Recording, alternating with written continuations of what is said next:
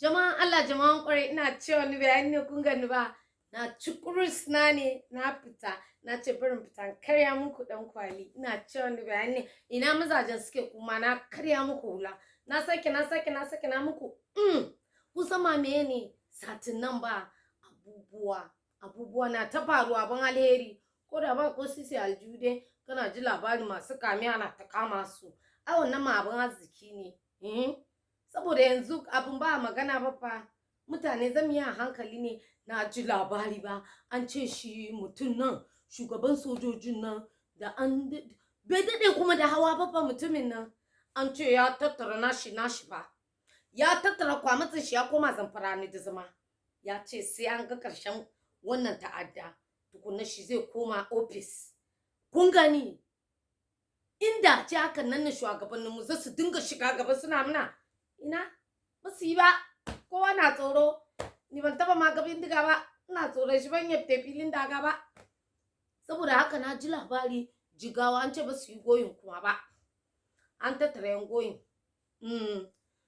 dangwara kebbi sokoto suna na ta ma yanzu fa sakkwatawa na an tashi lahiya ko awo ina zan harawa ai kukan nika wa barka zan harawa nika muku barka zan harawa nika muku barka ku da kun sani kuma magana ake ta yi zan hara a'a matawalla ba abinda za a ce da kai sai masha Allah wallahi tallahi sai masha Allah an ce kuma fa amma fa da wallahi wai gora a miya yawwa an gudu ba a tsira ba sakwatawa na ku yi a hankali don dunar ji labari an ka ce man da an tattara su daga zamfara da an ka kora su an ka kashe network na waya babu network ga dajinan nan shine in gaya muku an ka musu artabu an ka dinga musu artabu to yanzu haka maganan da nika muku dai an ce sakwata sun ka nufa saboda haka sakwatawa a yi a hankali inda za a ta yi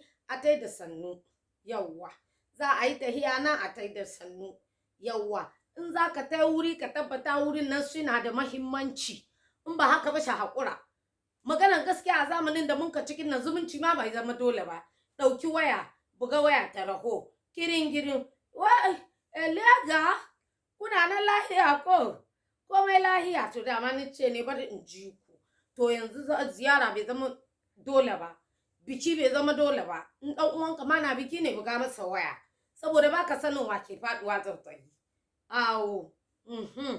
amma jama'a Allah ba karamin farin ciki nake yi ba kuma shi mutumin nan ba na mishi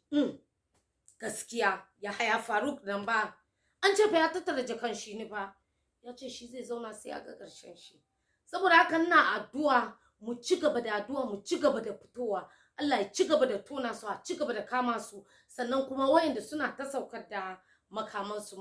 ma su ci gaba Allah ba mu sa ya kawo mana wannan zaman lafiyar da muke nema ku da kun sani kuma ayasa na karya muku dan kwali na sake na in cire hulan ne yau to ban cire ba saboda na ci kurus